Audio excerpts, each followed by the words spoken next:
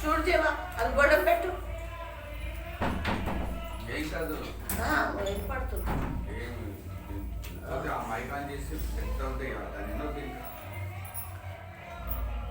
మంచిది ప్రేమల దేవుని బిడ్డరా, వాక్యంలోకి వెళ్ళిపోదాం. ఈ మాటలన్నీ బట్టి దేవుడి మహిమ పొందుకును గాక. హల్లెలూయా, హల్లెలూయా, హల్లెలూయా. మంచిది ప్రేమల దేవుని బిడ్డరా, చూడండి కీర్తనల గ్రంథము, కీర్తనల గ్రంథము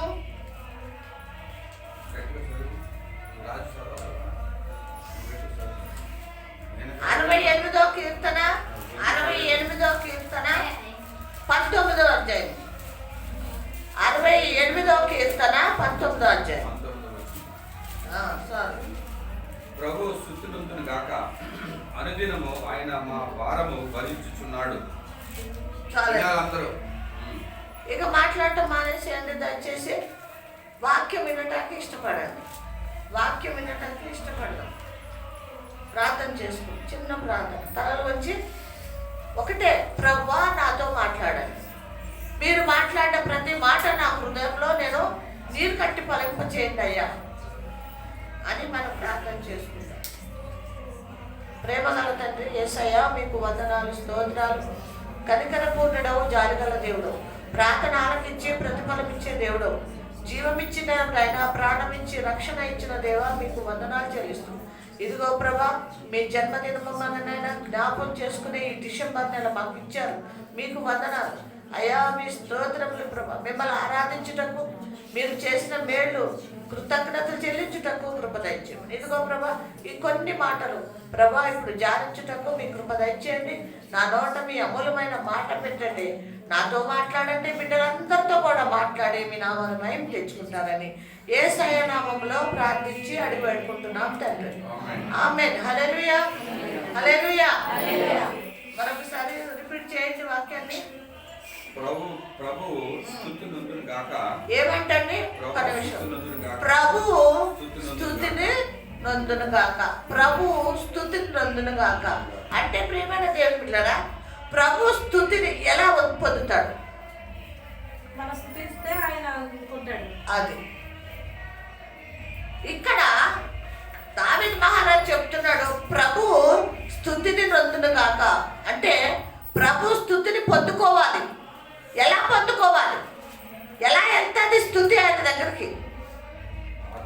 ఏమా, మనం స్తుతిస్తే ఆయన దగ్గరికి వెళ్తుంది. ఏమంటే ప్రభు స్తుతి నందుకును గాక అంటే మనము ఆత్మతో సత్యముతో ఆయనను స్తుతిస్తే ఆ స్తుతి ప్రభు దగ్గరికి వెళ్తారు. ఎంతమంది మనం ఆరాధిస్తున్నాం, ప్రభుని స్తుతిస్తున్నాం అమ్మా? ఆత్మతో ఆరాధిస్తున్నామా? నోరు తెరిచి, హృదయము తెలిసి ఆరాధిస్తున్నామా? కన్నీటితో ఆరాధిస్తున్నామా? భయభక్తులతో ఆరాధిస్తున్నామా? ఆయన చేసిన మేలు తలపోసుకుంటూ ఆరాధిస్తున్నామా? ఎలా ఆరాధిస్తున్నాం ప్రభు? ఎలా ఉంది ఆరాధన అనేది? పైన ఆరాధన ఏమా? వినాలని ఆరాధన, ఏదో చెయ్యాలని ఆరాధన కాదండి ప్రియమైన దేవుని. ప్రభు మన నుంచి కోరుకునేది ఏంటి అంటే, నువ్వు ఇచ్చే ధనము ధాన్యం కాదు, ఆస్తులు అంతస్తులు కాదు, నీ హృదయము నలగొట్టబడాలి. ముందు విరగొట్టబడాలి, విరగొట్టబడాలి ప్రియమైన దేవుని బిడ్డలారా. అప్పుడు కన్నీళ్లతో నువ్వు ఆరాధన చేస్తే తొంగి చూస్తున్న ఆ ప్రభు దానికి ఆసీనుడుగా ఉంటాడు. ఆసీనుడుగా ఉంటాడు అంటే విని సంతోషిస్తూ ఉంటాడు, ఆనందిస్తూ ఉంటాడు. ఇదిగో భూమి మీద నా బిడ్డలు రక్షింపబడ్డ నా బిడ్డలు, మారు మనసు పొందుకున్న నా బిడ్డలు, నా కోసం ఎదురు చూస్తున్న నా బిడ్డలు, భయభక్తులు కలిగిన నా బిడ్డలు నన్ను ఏం చేస్తున్నారు? ఆరాధిస్తున్నారని ఆయన సంతోషిస్తాడు. మన పని ఏంటి అంటే ప్రభువుని ఆనందపరచటమే మన పని. ఈ లోకానికి మనల్ని పంపించింది నీ సొంత పనులు చేసుకుంటా కాదు, నీకు ఇష్టం వచ్చినట్టు తిరగటానికి కాదు, నీకు ఇష్టం వచ్చినట్టు మాట్లాడటం కాదు. నీకు ఇష్టం వచ్చిన ఒక్కరి మార్గంలో వెళ్ళటానికి కాదు, ప్రభువుని ఆరాధించటానికి, ప్రభువుని ప్రార్థించటానికి, ప్రభు మార్గంలో నడవటానికే నిన్ను ఇక్కడ ఈ లోకానికి పంపించాడే కానీ నిన్ను నీకు ఇష్టం వచ్చినట్టు నాకు ఇష్టం వచ్చినట్టు జీవించటానికి మాత్రమే కాదు. ఎప్పుడైతే తండ్రి చిత్తాన్ని మనం నెరవేరుస్తామో, చూడండి ఒకసారి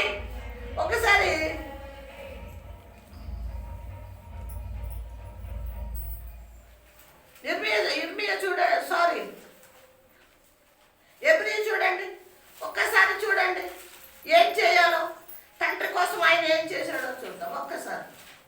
10వ అధ్యాయము, ఇర్మియా 10వ అధ్యాయము, ఎబ్రీ 10వ అధ్యాయము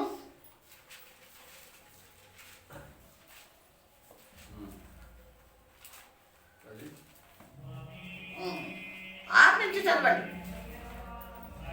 పరిపూర్ణ పై నుంచి చదవండి. బలియు అర్పణ కోరలేదు కానీ, ఏం కోరలేదు? బలియు అర్పణయు నువ్వు కోరలేదు కానీ నేను ఒక శరీరమును నాకొక శరీరమును అమర్చితివి. పూర్ణ హోములను పరిపూర్ణ మహాబలులను నీకు ఇష్టమైనవి కావు. అప్పుడు నేను గ్రంథ చుట్టూలో నన్ను గూర్చి రాయబడిన ప్రకారం, దేవా నీ చిత్తం నేను నెరవేర్చుటకు ఇదిగో నేను వచ్చి ఉన్నానంటే. చాలండి. ఏం చేశాడంట? బలులు అర్పణలు నువ్వు కోరలేదు, నన్ను ఇమ్మని అడగలేదు. నువ్వు నీ దొడ్లో గొర్రెలున్నాయా, లేకపోతే అర్పణలు లక్షలున్నాయా, దాచుకున్నావేమో, ఇవ్వు అన్నాడా దేవుడు? కాదండి. తండ్రి మీ చింతని నెరవేర్చడానికి ఒక శరీరము నాకు అమర్చితివి. హల్లెలూయా. ఆయన తండ్రి కుడిపాషన వెలుగునే వస్త్రముగా ధరించిన ఆ యేసయ్య రక్షకుడు కుడిపాషన కూర్చున్నప్పుడు తండ్రిని అంటున్నాడు, తండ్రి మీ చిత్తము నేను నెరవేర్చడానికి ఇదిగో వచ్చి ఉన్నాను. నాకు బలులొద్దు, అర్పణలొద్దు కానీ అడగలేదు, కానీ నువ్వు ఒక శరీరము అమర్చితివి. పరిశుద్ధుడు ఏమడుగుతున్నాడు? ఒక శరీరాన్ని అమర్చమని అడుగుతున్నాడు. అంటే శరీరం పరిశుద్ధంగా ఉందా, పాపంలో ఉందా? పాపంలో ఉంది. పరిశుద్ధుడైన ఆ దేవుడు ఏమడుగుతున్నాడంటే తండ్రిని, అయ్యా నాకు ఒక శరీరం అమరిస్తే నేను మీ చిత్తాన్ని నెరవేరుస్తాను. అమరిస్తే మీ చిత్తాన్ని నెరవేరుస్తాను. ఆ శరీరమును ధరించుకొని ఈ లోకానికి రావాలి. ఇప్పుడు మనము పండగ దినాల్లో ఉన్నాం. ఏ పండగ? క్రిస్మస్. ఎవరిని ఆరాధించే పండగ? క్రీస్తుని ఆరాధించే పండగ. మరి క్రీస్తుని ఆరాధించాలంటే ఆయన రావాలా వద్దా? ఏమండి, ఆయన వస్తేనే కదా నువ్వు నేను ఆరాధించేది. ఆయన రాకపోతే ఎలా ఆరాధిస్తాము? ఆయన పరిశుద్ధుడండి. ఆ సింహాసనం మీద ఆసీనుడుగా ఉన్నాడు.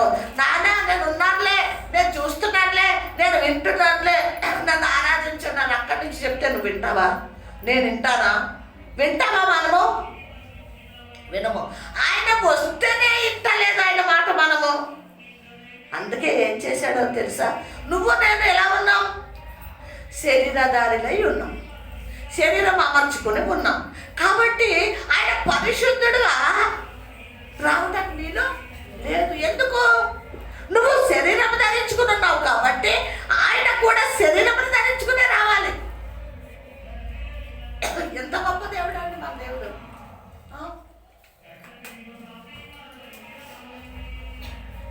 నిన్ను శరీరంతో ఈ లోకాన్ని ఉంచాడు కాబట్టి ఆయన ఎట్లా రావాలి? శరీరంతో రావాలి. అందుకు తండ్రిని అన్నాడు, తండ్రి నాకొక శరీరం అమరిస్తే నేను మీ చిత్తాన్ని శరీరాన్ని అమరిస్తే నేను నెరవేరుస్తా అన్నాడు. ఎవరు? కుమారుడైన క్రీస్తు రక్షకుడు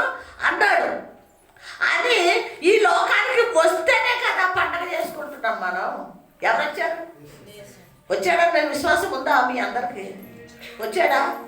ఏం ధరించుకుని వచ్చాడు? శరీరాన్ని ధరించుకుని వచ్చాడు.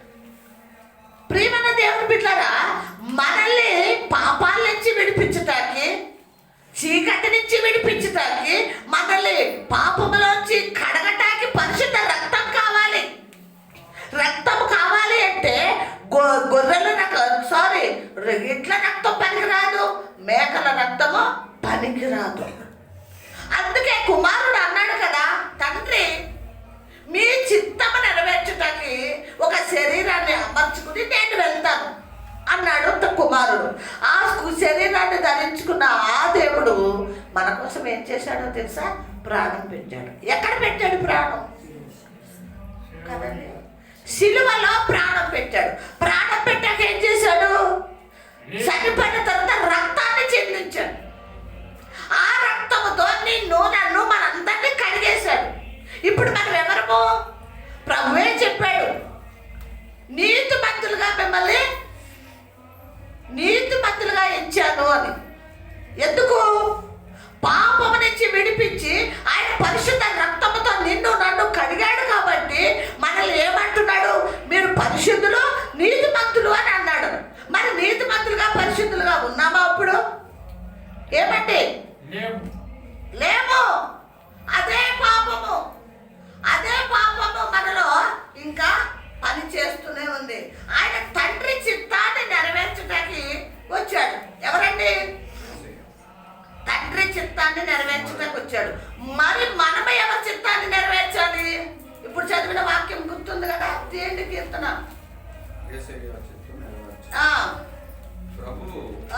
ప్రభు స్తుతి నందును గాక, అనుదినము ఆయన మా భారము భరించుచున్నాడు. ఏమంటండి? ఆయన మన భారము భరించుచున్నాడు. జాగ్రత్తగా వినాలి. మనం అనుకుంటాం కదా, ఏమని? నా బాధలన్నీ నేనే భరిస్తున్నాను, నా కష్టాలన్నీ నేనే భరిస్తున్నాను, నా ఏడుపేద నేనే ఏడుస్తున్నాను, ఎవరేం చేస్తున్నారు నాకు? ఇలా అంటున్నాం అంటలేదా? మనకి సడన్గా వచ్చేది అదే మాట కదా, నా బాధ నేనే పడుతున్నాను అని అంటాం. కానీ ఒక శరీరాన్ని అమర్చుకుని తండ్రి చిత్తం నెరవేర్చడానికి వచ్చిన కుమారుడు అంటున్నాడు కదా, ఏమంటున్నాడు? అనుదినము ఆయన మా భారము భరిస్తున్నాడు. అది ఎవరు చెప్తున్నారు ఈ మాట? ఏమండి? రక్షకుడు మనల్ని రక్షించటానికి వచ్చాడు. ఇదిగో ఈ క్రిస్మస్ దినాల్లో పండగ అంటున్నాము. ఏం చేస్తున్నావు యేసయ్య కోసం? యేసయ్య కోసం ఏం చేస్తున్నావు నువ్వు? ఆయన మన భారాలను మోస్తున్నాడు. ఇంకేమన్నాడండి? భరించుచున్నాడు. దేవుడే మాకు రక్షణకర్త ఉన్నాడు. ఆయన ప్రతి దినము కూడా మా భారాలు భరిస్తూ ఉన్నాడు. తర్వాత ఆయనే మాకు రక్షణ, దేవుడే మాకు రక్షణ కర్త అయి ఉన్నాడు. హల్లెలూయా. దేవుడే మా రక్షణ కర్త అయి ఉన్నాడు. ఎలా వచ్చింది రక్షణ? ఆయన లోకానికి తండ్రి చిత్తాన్ని నెరవేర్చడానికి వచ్చాడు. ఎలా వచ్చాడు? చిన్న బాలుడుగా వచ్చాడు. బాలుడుగానే ఉన్నాడా? లేడు. ప్రియమైన దేవుని బిడ్డలారా, మనకి మన భారాలన్నీ మోస్తున్నాడు. మనకి ఏమిచ్చాడంట? రక్షణకర్తగా ఉన్నాడు. ఇంకేమన్నాడు? దేవుడై ఉన్నాడు. మరణము తప్పించుట ప్రభువైన యెహోవా వశం. ఏమంటండి? మరణం తప్పించుట వినాలి దయచేసి. అవసరం తీరిపోయాక, మనం ఆ మరణం నుంచి తప్పించుకున్నాక, లేదా రోగం నుంచి విడిపించబడ్డాక అయిపోయిందిలే, ఆయనతో పని అయిపోయింది, లేకపోతే ఆమెతో పని అయిపోయింది, నాకు ఇక ఎవరు అక్కర్లేదు, నాది నేను బతుకుతాను. మర్చిపోతున్నామేమో. జాగ్రత్త. మరణం తప్పించేది ఎవరి వశం అంట? యెహోవా వశం. మనల్ని మరణం నుంచి తప్పించేది యెహోవా వశమై ఉన్నది. మనల్ని మరణం నుంచి తప్పించేది ఆయన తప్ప మనుషులు కాదు. మనుషులు తప్పించట్లేదు. దయచేసి ఆయన మీద ఆధారపడండి, ఆయన మాట వినండి, ఆయన మార్గంలో నడవండి. కాపుదలగా ఉంటాడు, నీకు రక్షణగా ఉంటాడు. మనుషుల మీద ఎందుకు ఆధారపడతావు? ఏమా, నువ్వు మనుషుల మీద ఆధారపడితే, మన లోకం మీద కావాలనుకుంటే, నీ సొంత ఆలోచనలతో వెళ్తే నువ్వు నిజమైన క్రైస్తవురాలు కానే కాదు. నిజమైన క్రైస్తవుడు కాదు. ప్రియమైన దేవుని బిడ్డలారా, నేను కానీ నువ్వు కానీ మనం అందరం కూడా పండగ చేసుకుంటామంటే ఏంటి? డెకరేషన్ చేసుకుంటామా? ఇంటికి సున్నం వేసుకుంటామా? కొత్త బట్టలు కొనుక్కుంటామా? బిర్యానీలు వండుకుని కేకులు కోసుకుంటామా? పండగ అది. దాన్ని ఏ పండగ అంటారు తెలుసా? ఏ పండగ తెలుసా? లోకస్తులుగా ఉన్న వాళ్ళ పండగ అది. నామకార్థంగా ఉన్న వాళ్ళ పండగ అది. ఇదిగో మా బాగుండేవాడు, వీళ్ళ అన్న పెద్దన్న పండగకు మాత్రమే చర్చికి వెళ్తాడు. అది కూడా 6 గంటలకే తయారైపోతాడు.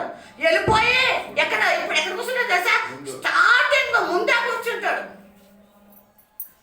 పండగ క్రైస్తవులు అంటారా వాళ్ళని? మనం అలా ఉన్నామా?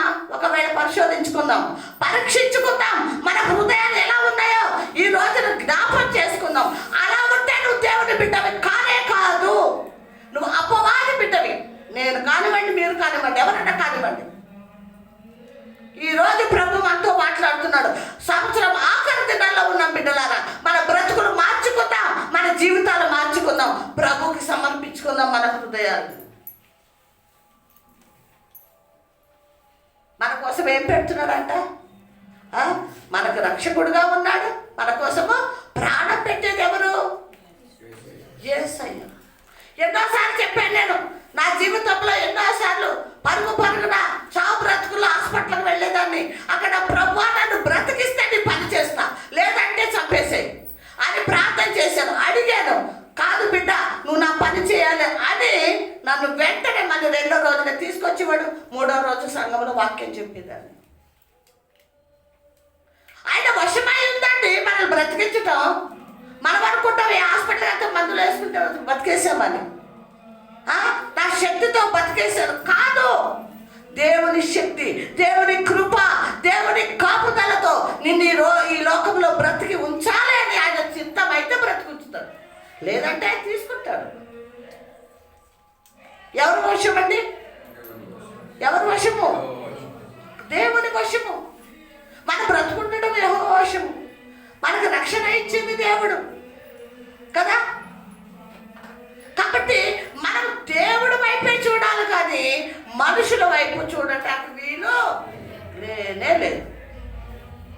చూడొద్దు దయచేసి. ఎందుకో విడిపించేశాడు. ఒక కొంతకాలం ఉన్నాం అక్కడ, వాడితో ఉన్నాం, వాడి బంధకాల్లో ఉన్నాం, వాడి బానిసత్వంలో ఉన్నాం, పాపంలో పతనం అయిపోయాము. కానీ నిన్ను నన్ను కనికరించి కృప చూపించి విడిపించాడు. ఇంకా వెళ్తా వాడి దగ్గరికి నువ్వు? ఏమ్మా, లోక సావాసము నాకు శత్రుత్వం అంటుంది వాక్యం. లోకముతో నువ్వు సావాసం చేస్తే నాకు శత్రువు నువ్వు అంటుంది వాక్యం. నువ్వు శత్రువుగా ఉంటావా? లేదు, లోకమొద్దు నా ప్రభుతో ఉంటాను అని అనుకుంటే ప్రేమైన దేవుని బిడ్డలారా, ఈరోజే మంచి నిర్ణయం తీసుకొని దేవుని మార్గంలో నడిచే వారంగా ఉన్నాం. వాక్యాన్ని హృదయంలో భద్రపరుచుకున్నాం. చదవండి. మరణం తప్పించుట ప్రభువైన యెహోవా వశం. దేవుడు నిశ్చయముగా తన శత్రువుల తలలు పగలగొట్టును. చాలండి. ఏమంటే మరణం నుంచి తప్పించటము యెహోవా వశము, శత్రువులు తలను. దేవుడు నిశ్చయముగా తన శత్రువుల తలలు ఏం చేస్తాడంటే దేవుడు నిశ్చయముగా శత్రువుల తలలు పగలగొడతాడు. నీ నుంచి శత్రువు నిన్ను శోధిస్తున్నాడా? నిన్ను ఇబ్బంది పెడుతున్నాడా? నిన్ను ఆటంకపరుస్తున్నాడా? ఏం చేస్తాడంట తెలుసా? తలలో పగలగొడతాడు అంటున్నాడు. చూడండి 2వ 69వ అధ్యాయము 13 నుంచి చదవండి. యెహోవా అనుకూల సమయమున నేను నిన్ను ప్రార్థించుచున్నాను. ఏమంటే యెహోవా అనుకూల సమయమున నేను ప్రార్థన ఏం చేయాలంటండి? మనల్ని విడిపిస్తున్నాడు, రక్షిస్తున్నాడు, మనం చనిపోకుండా తప్పిస్తున్నాడు. ఆ దేవునికి మనం ఏం చేయాలంట? ప్రార్థన ప్రార్థన చేయాలండి. మనం అయిపోయింది కదా, నేను బాగానే ఉన్నాను, హ్యాపీగా ఉన్నాను, మొన్న బాగాలేదు, ఇప్పుడు బాగున్నాను, ఇక దేవుడికి నేను ప్రార్థన చేయక్కర్లేదు, మందిరానికి వెళ్ళక్కర్లేదు, దేవుడిని స్తుతించి ప్రార్థించక్కర్లేదు అనుకుంటే దేవుడు ఊరుకుంటాడా? ఏదో రకంగా మనకి ముళ్ళు పెడతాడు. ఏం పెడతాడండి? ముళ్ళు మామూలుగా ఉండదు, గుచ్చుతూ ఉంటుంది. అంటే శోధనలు, బాధలు, కష్టాలు, ఇబ్బందులు అన్నీ పెడతాడు. మళ్ళీ తెలుసుకుని నువ్వు తిరిగి వచ్చే వరకు నిన్ను గుచ్చుతూనే ఉంటాడు. ఇదైతే వాస్తవం. కృతజ్ఞత కలిగి ఉండాలండి. కృతజ్ఞత కలిగి ఉండాలి. ప్రభువా, నా జీవితంలో ఈ కార్యం చేసావు, మీకు వందనాలు. నన్ను బ్రతికించావు, మీకు వందనాలు. నా సమస్యల నుంచి విడిపించావు, మీకు వందనాలు. ఎప్పుడు మనము ఆయన కృతజ్ఞత చెల్లించే వారంగా ఉండాలి. చదవండి. దేవా, నీ కృప బాహుళ్యం బట్టి, నీ కృప బాహుళ్యం బట్టి, నీ రక్షణ సత్యమును బట్టి, నీ రక్షణ సత్యమును బట్టి నాకు ఉత్తరం ఇవ్వు. ఎటువంటి వాడంటే రక్షణ సత్యమును బట్టి నాకు ఉత్తరం ఇవ్వండి. నేను దిగిపోకుండా ఊబిలో నుండి నన్ను తప్పించు. ఏమంటే నేను దిగిపోకుండా, ఎక్కడ దిగిపోకుండా? ఊబిలో. ఏ ఊబది? ఊబంటే ఏంటి? లోకం అంటే లోకము, పాపము. మనల్ని భయంకరంగా మనల్ని మాయ చేసి రంగుల మయంలోకి తీసుకువెళ్ళకుండా ఊబి, చీకటి ఊబి, ఆశల ఊబి, కోరికల ఈ ఊబి. అర్థమవుతుందండి? ఈ ఊబి నుంచి నన్ను ఏం చేయండి? తప్పించు ప్రభువా. నిజమే, మనం ఒక్కోసారి ఊబిలో కూరుకుపోతూ ఉంటాం. మనల్ని చేయబట్టి లేపేవాళ్ళు ఎవరు ఉంటారు. అప్పుడు ఎవరిని పిలవాలో తెలుసా?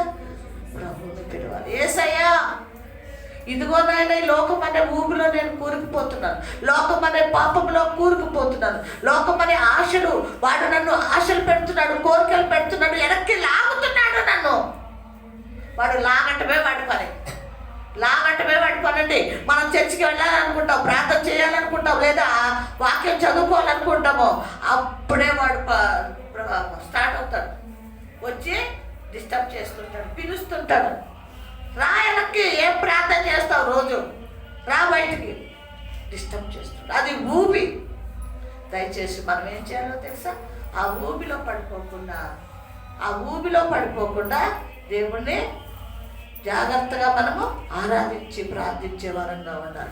తప్పించమని మనం అడగాలి. ఇంకేమంటున్నాడండి? నీటి వరదలు నన్ను ముంచనీయకుము. ఎందులోనంటే నీటి వరదల్లో నన్ను నాకు పగవారి చేతిలో నుండి అగాధ జలములో నుండి నన్ను తప్పించుము. ఎక్కడి నుంచి తప్పించి మాట్లాడండి? చేతిలో. పగవాళ్ళు ఎవరు మనకి?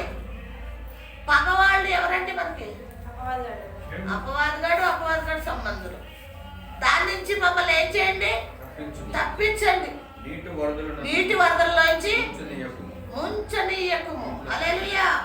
ముంచనీయకుము అని ఇక్కడ ప్రభువు చెప్తున్నాడు. చూడండి ప్రియమైన దేవుని బిడ్డలారా, 77వ కీర్తన పక్కనే ఉన్నది, చూడండి, చదవండి. నేను ఎలుగెత్తి దేవునికి మొరపెట్టుదును.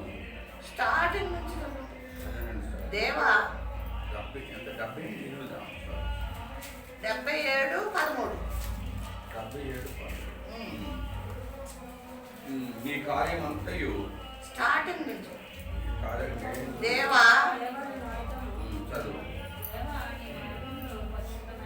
ఏమంటే దేవా నీ మార్గములు పరిశుద్ధమైనవి. చూసారా? ఇంటి తలలు పైకి ఎత్తున్నాను, నా మాట వినండి. ఆయన మార్గంలో ఎటువంటి ఏంటండి? పరిశుద్ధమైన. మరి మన మార్గం ఎలా ఉందండి చెప్పాలి? మన మార్గాలు ఎలా ఉన్నాయి? మనకి ఏదో ఆలోచన వస్తుంది. అది చేసుకోవాలి, ఇది చేసుకోవాలి, అక్కడికి వెళ్ళాలి, ఇక్కడికి వెళ్ళాలి, వాళ్ళు కలవాలి, వీళ్ళు కలవాలి అని ఏం చేస్తాము? మందిరానికి వెళ్ళవలసిన వాళ్ళము మందిరానికి వెళ్ళము, ప్రార్థన చేసుకోవాల్సిన సమయంలో ప్రార్థన చేసుకోమా, పరిశుద్ధ గ్రంథం చదివే సమయంలో చదువు.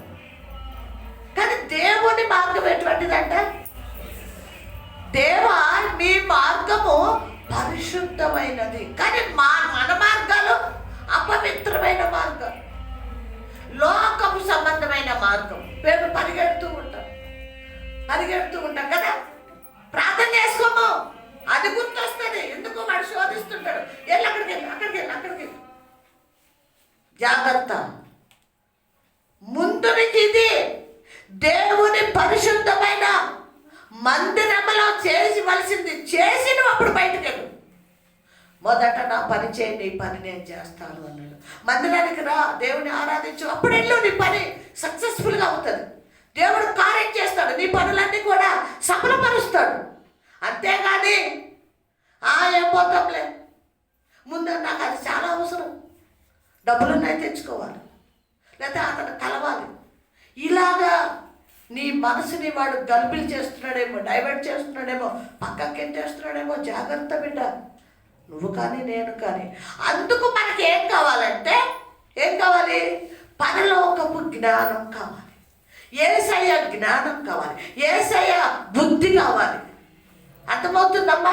ఆ జ్ఞానం ఉన్నప్పుడు ఏం చేస్తాడంటే పరిశుద్ధాత్మ దేవుడు నీకు చెప్తూ ఉంటాడు, నా కుమారుడా, నా కుమార్తె, ముందు నువ్వు ఎక్కడికి వెళ్ళాలి? ఈ సమయంలో దేవుని మందిరానికి వెళ్ళాలి, దేవుని ఆరాధించాలి, చేసి వెళ్ళు. నా కుమార్తె పనుందని పరిగెడుతున్నావా? ఈరోజు 1000 రూపాయలు ఇస్తానని వెళ్తున్నావా? కాదు, సమస్తం ఇచ్చేవాడు నేనున్నాను. నువ్వు ముందు దేవుని మందిరానికి వెళ్ళు. నీకు ఎన్నో శోధనలు పెడతాడు వాడు. భర్త ద్వారా శోధన ఉంటుంది, బిడ్డల ద్వారా శోధన ఉంటుంది, పక్క వాళ్ళతో శోధన ఉంటుంది. ఆ శోధన నుంచి తప్పించబడాలంటే ఈ పరిశుద్ధుడైన ఎవరి దగ్గర రావాలి? పరిశుద్ధుడైన ప్రభు దగ్గరికి రావాలి. అర్థమవుతుందమ్మా? మనం ఆయన దగ్గర మొరపెట్టుకుంటే మనకి ఉత్తరం తప్పకుండా ఇస్తాడే కూడా. మనుషులు మాట తప్పుతారు కానీ దేవుడు మాట తప్పడండి. మనం అబద్ధికులము, ఇప్పుడు అన్న మాట సేపు నాకు ఉండదు మన దగ్గర. కానీ సత్యవంతుడై, ఆయన సత్యవంతుడు బిడ్డ కాబట్టి ఆయన మాట విందాం. ఇంకేమన్నాడండి? ఏమంటండి? ఉన్నాడండి ఎక్కడన్నా? ఎక్కడా లేడు. చెప్పరేమ్మా? డౌటా? దేవుడు వంటి మహాదేవుడు ఎక్కడ ఉండడు. నిజమే ప్రియమైన దేవుని బిడ్డరా. ఈ సాక్ష్యం ఎవరు చెప్తున్నారో తెలుసా? మనము దేవుడిని నమ్ముకునే మనం కాదు చెప్పేది. మనం చెప్పడానికి డౌట్ పడుతున్నాం, చెప్పాలా వద్దని ఆలోచిస్తున్నాం. అన్నులు చెప్తున్నారు ఏమని? ఆయన మహాదేవుడు, రక్షకుడు, రక్షించేవాడాయన, ప్రేమించేవాడాయన అని వాళ్ళు సాక్ష్యం చెప్తున్నారు. మనము చెప్పడానికి సందేహిస్తున్నాం. చూడండి ఎలా ఉంది. దేవుడు వంటి మహాదేవుడు ఎక్కడా లేడు, ఎక్కడా లేడు. ఆయన ఒక్కడే మనకి దేవుడు. హల్లెలూయా, హల్లెలూయా. ఆయన ఒక్కడే అనండి. ఆయన ఒక్కడే దేవుడు. ఆయన తప్ప వేరే దేవుడు లేడు, ఉండకూడదు కూడా. హల్లెలూయా, ఉండకూడదు. ఇంకేమన్నాడండి? ఏం చేస్తాడంటే ఆయన ఆశ్చర్యక్రియలు జరిగించే దేవుడవు నీవే.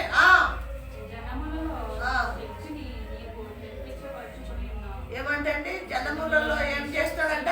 శక్తిని. చాలండి ప్రియమైన దేవుని బిడ్డరా. ఆ దేవుడు లాంటి దేవుడు ఎవరు కూడా మనకి లేడు అని దేవుని వాక్యం తేటగా మనకి తెలియజేస్తుంది. ప్రియమైన దేవుని బిడ్డరా, మనమందరము కూడా ఆ సజీవుడైన దేవుడు, ఆ రక్షకుడైన ఆ దేవుడిని మనం ఆరాధించే వారంగా ఉండాలని దేవుడి పేరట మరి వాక్యం ఈరోజు మనతో తేటగా మాట్లాడుతుంది. కాబట్టి ఆ వాక్యాన్ని మనం జాగ్రత్తగా హృదయంలో భద్రపరుచుకుని నెమరు వేసుకోవాలని దేవుడి పేరు కోరుతున్నాను. చూడండి 63వ కీర్తన, 63వ కీర్తన మొదటి నుంచి చదవండి అమ్మ. 1-2 వచ్చిన. దేవా ఆ, నా దేవుడవు నీవే. ఎవరంటే అండి? దేవా దేవా నా దేవుడవు నా దేవుడవు నీవే. వేగున నిన్ను వెతుకుతున్నాను. ఏమంటే అండి? వేగున నిన్ను ప్రియమైన దేవుని బిడ్డలు, ఈ మాట మనం జ్ఞాపకం చేసుకుందాం, హృదయంలో నెవరు వేసుకుందాం. నేను తప్పక వేరే దేవుడు నీకు లేడు, ఈ గొప్ప దేవుడు అని ఇందాక అన్నాడు. ఇప్పుడు అన్నాడు దేవా నా దేవుడవు నీవే, ఎప్పుడు వేకుల లేచి నిన్ను వెతుకుతున్నావు. ప్రియమైన దేవుని బిడ్డ, ఆయనే మనకి దేవుడై ఉన్నాడు కాబట్టి ఆయనను ఏం చేయాలంట? వెతకాలి కదండి, వెతకాలి. మొదట ఆయనని వెతకాలి. నీకు పనులు ఎన్నో ఉండొచ్చు, నువ్వు పనుల కోసం లెగుస్తున్నావు, 4ంటికి లెగుస్తున్నావు, 5ంటికి లెగుస్తున్నావు, 3ంటికి లెగుస్తున్నావు, ఓకే లేదండి పనుల మీద. కానీ మొదట ఆయనని వెతికి తర్వాత నీ పని చేసుకో. ఆ రోజంతా దేవుడు నిన్ను ఆశీర్వదిస్తాడు బిడ్డ. నీ వ్యాపారం అద్భుతంగా జరిగిస్తాడు, నీకు తోడుంటాడు, నీ అవసరాలు తీరుస్తాడు, నీ అక్కర్లు తీరుస్తాడు. ప్రియమైన దేవుని బిడ్డ, ఎవరిని వెతుకుతున్నాం మనం? మొదట ఎవరిని వెతుకుతున్నాం మనం? లోకంలో ఉన్నాము వెతుకుతున్నామా? దేవుణ్ణి వెతుకుతున్నామా? ఎలా ఉన్నాము ఈ రోజున మనం? ప్రియమైన దేవుని బిడ్డరా, దేవుడు రాకడ బహు సమీపం ఉంది. ఈ సంవత్సరంలో కొత్త సంవత్సరం రావడానికి కొన్నే దినములు ఉన్నాయి. ఈ కొత్త సంవత్సరంలో అయ్యా నేను నూతన పరచబడి నా పాత రోత జీవితాన్ని విడిచిపెట్టి నేను 31st నైట్ నా నూతన జీవితం ఇలా మార్చుకున్నానని నేను సాక్ష్యం చెప్పాలి ప్రభు అని మార్పు చెందుతాకి పట్టుదలతో ప్రార్థన చేద్దాం. హల్లెలూయా, హల్లెలూయా. అందరం కూడా సాక్షులుగా ఉండాలి ప్రియమైన దేవుడు. అదే నిజమైన క్రిస్మస్, అదే నిజమైన క్రిస్మస్. చూడండి, భయంకరమైన పాపంలో ఉన్నాడు ఎవరు? జక్కయ్య. ప్రభు వచ్చాడు, ఆ ఇంటిలో అడుగు పెట్టాడు. ఏమొచ్చిందో తెలుసా? రక్షణ వచ్చింది. గొప్ప సాక్షిగా ఉన్నాడు అతను.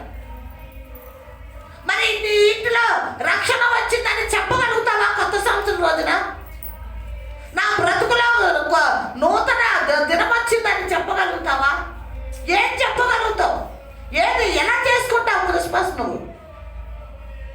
ఏమ్మా, నీ కోసము నా కోసము దిగి వచ్చాడు, ఒక శరీరం ధరించుకొని బాలుడుగా వచ్చాడు. ఆయన రక్షణ ఇచ్చాడు, మనకి పాపాలు క్షమించాడు.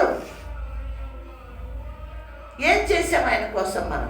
మన జీవితాన్ని మార్చుకోమని చెబుతున్నాడు, కానీ నాకేమన్నా చేయండి అని ఆయన అనలేదు. మార్చుకుందాం ప్రేమన్న దేవుని బిడ్డలు. ప్రతి ఒక్కరం కూడా ఏం చేద్దాం? మన జీవితాన్ని ఏం చేద్దామమ్మా? మార్చుకునే వారంగా ఉందాం. చూడండి 68వ అధ్యాయం 19.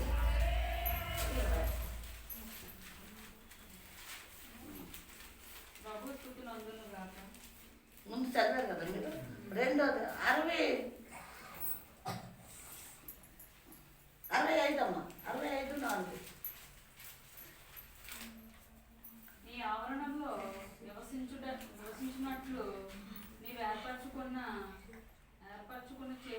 చేర్చుకున్నవాడు ధన్యుడు. ఈ పరిశుద్ధ ఆలయం చేత మందిరంలో మేలు చేత మేము తృప్తి పొందుదుము. మాకు రక్షణకర్తమైన దేవ, భూది గంతం వరకు నివాసులందరికీ దూర సముద్రము మీదనున్న వారికి ఆశ్రమైన వాడ, నీవు నీతిని బట్టి దింకర క్రియల చేత మాకు ఉత్తరం ఇచ్చున్నావు. బలమనే నడి కట్టులుగా పట్టుకున్న వాడే తన శక్తి చేత పర్వతములను ఏం కట్టుకోవాలంటే బలము చేత ఏం కట్టుకోవాలి? నడుము కట్టుకునేవాడు దాని శక్తి చేత పర్వతములను స్థిరపరచువాడు. అంటే నడుములు కట్టుకుంటే పర్వతములు స్థిరపరుస్తాడు. నడుము కట్టుకుంటాం అంటే ఏంటి? నడుము కట్టుకుంటాం అంటే ఏంటి? దేవుని మందిరంలో ప్రార్థన చేయటం, మోకాలుని ప్రార్థన చేయటం. ప్రియమైన దేవుని, ఆయన మందిరంలోకి రమ్మంటున్నాడా వద్దా? ఏమన్నాడమ్మా? పైన చదివావు కదా, ఏంటది అది? చదువు ఇప్పుడు మళ్ళీ. ఎక్కడ ఉండాలి? నీ ఆవరణలో నివసించినట్టు, నీ ఆవరణంలో నివసించినట్లు. ఆవరణంలో, ఇంటిలో కాదు, మేడల్లో కాదు, మిద్దెల్లో కాదు, హోటల్లో కాదు, సినిమా హాల్లో కాదు, తాగే షాపుల్లో కాదు. ఎక్కడ ఉండాలంట? చూసారా? అక్కడ మనకి క్షేమము, అక్కడ మనకి రక్షణ, అక్కడ కాపుదల, అక్కడ విడుదల, అక్కడ సంతోషము, ఆనందం అక్కడ ఉంది బిడ్డ. లోకంలో లేదు నీకు.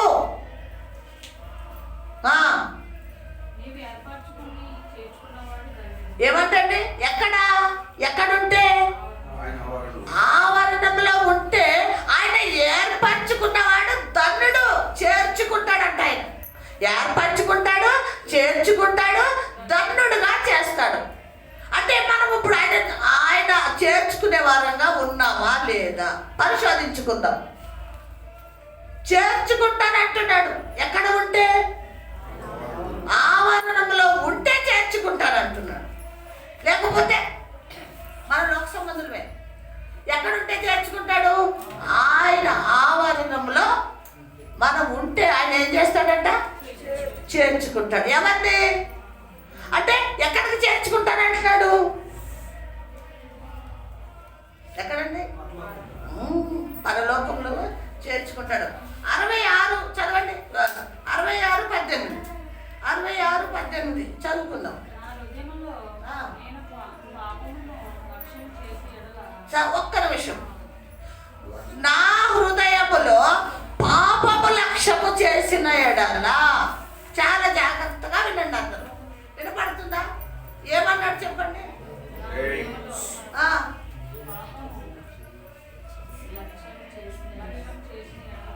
అందరూ చెప్పండి. నా హృదయములో పాపము లక్ష్యము చేసిన ఎడల. నేను పాపము లక్ష్యము చేసిన ఎడల ఏమవుతుంది? అర్థమైంది కదా? అందరికీ అర్థమైంది కదా? పాపము నా హృదయములో లక్ష్యము చేసిన ఎడల ప్రభు ఏం చేస్తాడంట? వినడు. నువ్వు చర్చికి వచ్చినా, పాటలు పాడినా, ఆరాధన చేసినా, వాక్యం చదివినా, వాక్యం విన్నా ఏమంటాడు తెలుసా? డోంట్ కేర్ అంటాడు. పోవమ్మ పో. పాపమేమో హృదయంలో పెట్టుకుని మందిరంలోకి వచ్చి ఆరాధన చేస్తావా, ప్రార్థన చేస్తావా, వాక్యము నేను కాబట్టి వింటున్నా, నేను కాబట్టి చదువుతున్నాను అంటావా? వినను.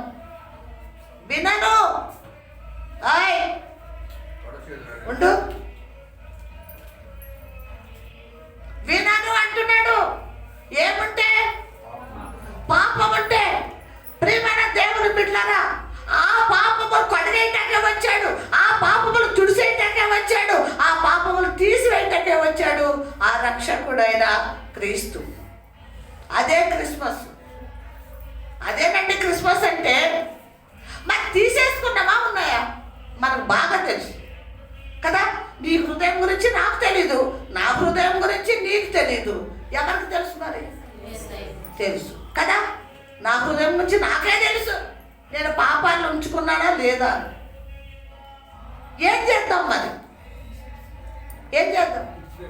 ఏం చేసుకుందామండి? కాల్ చేసుకుందాం. ఏం చేసుకుందాం? కాల్ చేసుకుందాం. పరిశుద్ధాత్మ దేవుడిని మోకరించి పరిశుద్ధాత్మ దేవా దిగిరండి. ఆనాడు 10 మంది అపోస్తుల మీదకి వచ్చావు కదా ప్రభా, అగ్నితో నన్ను కాల్చేయి, నా కళ్ళు కాల్చేయి, నా నోరు కాల్చేయి, నా హృదయం కాల్చేయి, నా తలంపులు ఆలోచనలు కాల్చేయి. లోక సంబంధంగా ఉన్నాయి. నా నడవడి కాల్చేయి. మీ మార్గము పరిశుద్ధమైందన్నావు, ఆ మార్గంలోకి వెళ్ళటానికి నన్ను పరిశుద్ధపరిచయ్యా. పరిశుద్ధాత్మతో నింపని అపోస్తులు ఆనాడు మేడగదిలో ప్రార్థన చేశారు. అప్పుడు వరకు పేతురు గారు ఎన్నో అబద్ధాలు ఆడాడు, వెళ్ళిపోయాడు, ప్రార్థన చేయలేదు. ఎప్పుడైతే పరిశుద్ధాత్మ దేవుడిని ఆశ్రయించి అక్కడ మొరపెట్టుకున్నారో మేడగదిలో ఏం దిగొచ్చిందంట? పరిశుద్ధాత్మ దేవుడు దిగొచ్చాడు. బైబిల్లో ఉందని నేను చెప్తున్నాను. ఎవరు దిగొచ్చారు? పరిశుద్ధాత్మ దేవుడు దిగొచ్చాడు. అపోస్తలుల కార్యం 2వ అధ్యాయంలో ఉంటుంది, చదువుకోండి కావాలంటే. ఆరాధన చేయటానికి నోరిప్పరు, ప్రార్థన చేయటానికి నోరిప్పరు. కర్మలు చాపి ఆరాధించండి అన్నాడు. ఎక్కడ చాపుతున్నావు కర్మలు? కర్మలు అంటే ఏంటో తెలుసా? చేతులండి. కర్మలు చాపి ఆరాధించండి అన్నాడు. నీ కాళ్ళను లేని కాళ్ళు చేసుకో అన్నాడు. ఇవన్నీ దేవుడిని ఆరాధించాలి. నీలో ఉన్న ప్రతి అవయవము దేవుడి కోసము ఆరాధించాలండి. నీ కోసం నా కోసం కాదు, ఇవి ఇచ్చింది. కాబట్టి ప్రియమైన దేవుని బిడ్డలారా, ఎప్పుడైతే పరిశుద్ధంగా మన పాపాలు కడిగేసుకుంటే ప్రభు ఏం చేస్తాడో తెలుసా? నిన్ను నన్ను పరిశుద్ధపరిచి నీ ఇంటిలోకి వస్తాడు. హల్లెలూయా! నీ ఇంటిలోకి వస్తాడు. జక్కయ్య పాపమే చేశాడు. ఏమండి? పాపాలు ఒప్పుకుంటే యేసయ్య ఇంటికి రక్షణ వచ్చిందన్నాడా? పాపాలు దాచుకుంటే రక్షణ వచ్చిందన్నాడా? పశ్చాత్తాపడ్డాడు. ఇది నేర్చుకుందాం మనం. పశ్చాత్తాపడదాం, కన్నీరు విడుద్దాం. ప్రభువా నన్ను క్షమించు, ఇదిగో మీ పాదాల దగ్గర నా పాపాలు కడుక్కుంటానయ్యా అని నువ్వు పశ్చాత్తాపడితే నీ ఇంటికి ఏమొస్తుందో తెలుసా? ఏమొస్తుంది? ఈ క్రిస్మస్ దినాల్లో ప్రతి ఇంట రక్షణ రావాలి. నీ భర్త మారాడా? వచ్చిందా రక్షణ? నీ బిడ్డలు నీ మాట వింటున్నారా? వచ్చిందా రక్షణ నీ ఇంటికి? ఏది రక్షణ? నీ ఇల్లు ప్రకాశమైన వెలుగుతో నింపబడుతుందా? ఏమన్నా కిందేమన్నాడు చదవమ్మ?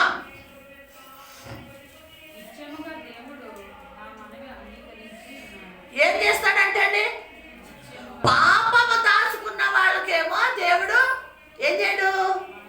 మనవి వినడు. కిందేమంటున్నాడు? నిశ్చయముగా దేవుడు నా మనవి అంగీకరించును. హల్లెలూయా! నిశ్చయముగా మనవి ఎందుకు అంగీకరిస్తాడు? ఎప్పుడో తెలుసా? పాపాలు ఒప్పుకున్నప్పుడు, పశ్చాత్తాపడ్డప్పుడు, మన పరిశుద్ధులుగా మారి ఆయన దగ్గరికి మనం వెళ్ళినప్పుడు. చదవమ్మా. ఏం చేస్తాడంట? విజ్ఞాపన ఆలకిస్తాడు. ఎప్పుడు? నువ్వు పాపాలు ఒప్పేసుకుని పశ్చాత్తాపడి, ప్రభువా ఇదిగో వదిలిపెట్టేశాను, ఇక చేయను, ఇక వినను, ఇక మాట్లాడను అని మనం ఎప్పుడైతే మనము మళ్ళీ ఆయన దగ్గరికి వెళ్ళి నన్ను కడగండి, శుద్ధి చేయండి అన్నప్పుడు ఆయన ఏం చేస్తాడంట? మొర ఏం చేస్తాడు? నా మొర ఆలకిస్తాడు. కాబట్టి ప్రియమైన దేవుని బిడ్డలారా, మన అంతరంగంలో ఏముందో, మన హృదయంలో ఏముందో ఏం చేస్తాడో తెలుసా? తొంగి చూస్తాడంట. ఇలాగా ఆకాశంలో ఉన్నాడు కదా ప్రభు, తొంగి చూస్తాడంట. ఏ కుమార్తె హృదయం ఎలా ఉంది, అంతరంగం ఎలా ఉంది, ఏ కుమారుడు హృదయం ఎలా ఉంది అని తొంగి చూస్తాను అంటున్నాడు. నీ హృదయాన్ని పరిశోధించే దేవుడు, పరీక్షించే దేవుడిని నేనే. ఇంకా ఏమన్నాడమ్మా? ఎందుకు తోసివేయలేదు తెలుసా? నువ్వు దేవుని దగ్గరకు వచ్చి నీ పాపాలు ఒప్పేసుకున్నావు కాబట్టి, కడిగేసుకున్నావు కాబట్టి తోసివేయడు. భయముతో వచ్చింది నా బిడ్డ, భక్తితో వచ్చింది నా బిడ్డని తోసి వేయకుండా ప్రార్థన ఆలకిస్తాడు. ఏమంటే ప్రార్థన తొలగించలేదు, ఇంకా నా యొద్ద నుండి నా కృపను కూడా తొలగించలేదు. ప్రియమైన దేవుని బిడ్డరా, మనలో పాపము లేకపోతే ఇవి జరుగుతాయి. పాపం అంటే ఏం జరుగుతాయి? పాపం ఉంటే మనల్ని ఏం చేయడు? మొర ఆలకించము. కాబట్టి ఈ క్రిస్మస్ దినాల్లో మనం సిద్ధపడుతున్నాం. సరే మంచిది, క్యారల్స్కి వెళ్ళిపోతాం అంటున్నాం. సెమీ క్రిస్మస్, బిర్యానీ, కేకులు, ఓకే, కొత్త బట్టలు కొనుక్కుందాం, వేసుకుందాం, ఓకే. ఎందుకు? రక్షకుడుగా ఆయన వస్తున్నాడు కాబట్టి ఆయన మహిమపరచడానికి. కానీ మొదటగా మనం చేయవలసింది ఏంటి అంటే దీన్ని కలుపుకుందాం. దేన్ని కలుపుకోవాలి? నా హృదయము ఏమన్నాడమ్మా పైన? నా హృదయము పాపమును వేసి ఏం చేశాడు? పాపమును లక్ష్యం చేసిన ఎడల ఆయన మనవి వినడు. కాబట్టి ప్రియమైన దేవుడు, చిన్నదుందో పెద్దదుందో ఏదుందో మనలో ఈ క్రిస్మస్ దినాల్లో, ఈ పండగ దినాల్లో మనమందరం కూడా మోకరించి మన ఇళ్లలో తలుపేసుకుని ప్రభువు చూస్తున్నాడు. అక్కడ ప్రార్థన చేసుకున్నాం, హృదయాన్ని కడిగేసుకున్నాం, శుద్ధి చేసుకున్నాం. నిజమైన క్రిస్మస్ చేద్దాం, నిజమైన క్రిస్మస్ చేద్దాం. అందరికీ ఓకేనా? ఓకేనా? ఏం చేద్దాం? నిజమైన అప్పుడు నీ ఇంటిలోకి వస్తాడు ప్రభు. హల్లెలూయా! నీ ఇంటిలోకి వస్తాడు, నీ హృదయంలోకి వస్తాడు. ఇది నిజమైన క్రిస్మస్ ఈ సంవత్సరం మనకి. ఈ వాక్యం దేవుడు దీవించి ఆశీర్వదించి